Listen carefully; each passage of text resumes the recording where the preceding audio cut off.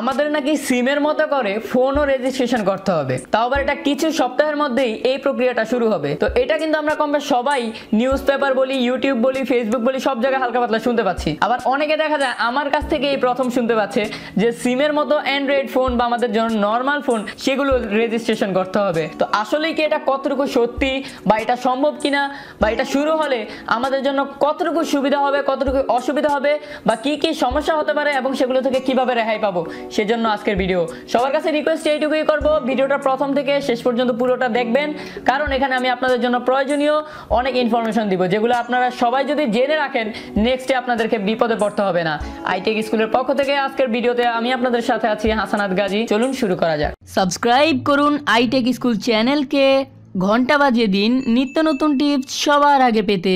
আমরা প্রথমে জানি আসলে এই রেজিস্ট্রেশনটা সম্ভব কিনা। তো আমি এটা সিম্পল একটা উত্তর বলি, এটা অবশ্যই সম্ভব। কারণ হচ্ছে আমাদের ফোনে যে আমরা সিমগুলো ইউজ করি, এই সিমের জন্য প্রতিটা স্লটের জন্য, যেমন সিম 1 সিম 2, আমাদের প্রতিটা বর্তমানে প্রায় বেশিরভাগ ফোনেই 2টা করে সিম ব্যবহার করা যায়। সো 2টা সিমের কারণে আপনার 2টা IMEI অ্যাড্রেস থাকে।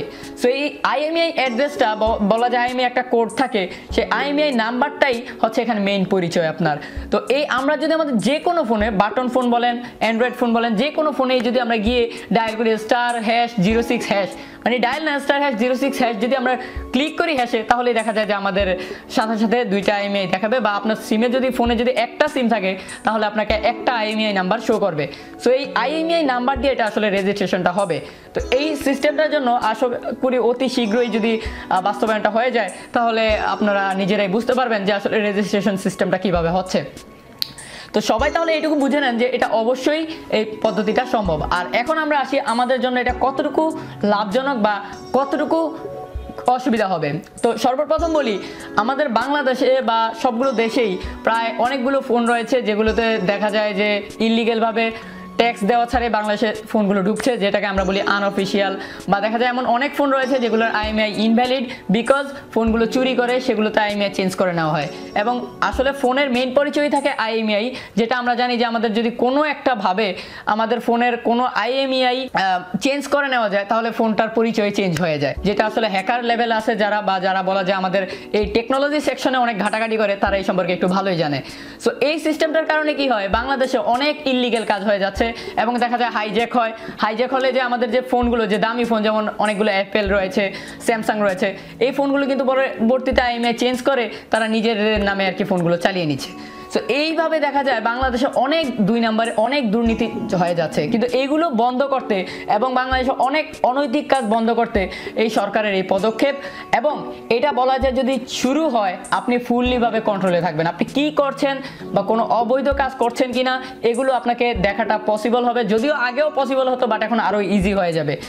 আর আরেকটা বিষয় হচ্ছে আমাদের ফোনগুলো, এটার জন্য মেন সুবিধা যেটা হবে, ফোন যদি কোনো একটা কারণে আপনার ফোনটা চুরি হয় সাথে সাথে আপনি লক করে দিতে পারবেন, বা বলা যায় আপনি জাস্ট একটা কেস করলে সাথে সাথে ওই ফোনটা অন্য কোনো ফোনে যদি ইউজও হয় সেটা অটোমেটিক তারা বলে দিতে পারবে। এটা যদিও এখনও পসিবল, বাট তখন এটা আরও ইজি হয়ে যাবে। আর আরেকটা বিষয় হচ্ছে, হঠাৎ করে মনে করেন যেমন আপনি আপনার ফোনটা কোনো একটা কারণে কেউ হাইজ্যাক করে নিয়ে গিয়েছে, তার সিমটা ঢুকিয়েছে কিন্তু সেই সিমটা কাজ করবে না। কারণ কি, এটা রেজিস্ট্রেশন হবে কোনো একটা সিম, যেমন আপনি রবি সিম রেজিস্ট্রেশন করবেন, সেটা রেজিস্টার হবে মানে আপনার ফোনে যে IMEI অ্যাড্রেস, সেই অ্যাড্রেসের মাধ্যমে। সো আপনার সিম যেটা, সেটা তো আপনার ফোনে অলরেডি রেজিস্টার্ড আছেই। তখন যদি আপনার ফোনে অন্য কেউ যদি সিম মানে ইনসার্ট করে, তখন কিন্তু আর সিমটা পাবে না, বা বলা যায় নেটওয়ার্ক কাজ করবে না। ফলে আপনার ফোনটি কেউ যদি চুরিও করে সে এটা কোনোভাবে ব্যবহার করতে পারে না। এখন আমরা আসি একটু আমাদের অসুবিধায়। অসুবিধা হচ্ছে এখানে, আপনার যদি কোনো কারণে আপনার ফোনটা যদি নষ্ট হয়ে যায়, আপনি কিন্তু অন্য কোনো ফোনে হঠাৎ করে যদি সিম ঢুকান, আপনার ফ্রেন্ডের কাছ থেকে ফোন একটা হাওলাত নিলেন যে ভাই আমাকে একটু ফোনটা দাও, আমি আমার সিমটা ইউজ করি, সেটা আপনি পারবেন না। কারণ আপনার ফ্রেন্ডের সিমে কোনো না কোনো একটা সিম তো অবশ্যই, মানে ফোনে অবশ্যই কোনো একটা সিম রেজিস্টার্ড আছে, তার ফোনে তার সিম রেজিস্টার্ড আছে, ফলে তার ফোনে আপনি আপনার সিম ব্যবহার করতে পারবেন না। সো এটাই হচ্ছে অসুবিধা, বাট এখানে অসুবিধার চেয়ে সুবিধাটা একটু বেশি হবে বলে আমি মনে করি। আর আপনারা কি মনে করেন অবশ্যই নিচে কমেন্ট বক্সে জানাবেন। আর এখানে আমি একটা হিডেন একটা ট্রিক্স দিয়ে দিই, যেটা হচ্ছে অনেকের মনে কাজ করবে যারা এগুলো নিয়ে একটু ঘাটাঘাটি করেন, বা যারা বলে যে আমার ফুল ভিডিওটা দেখেছেন।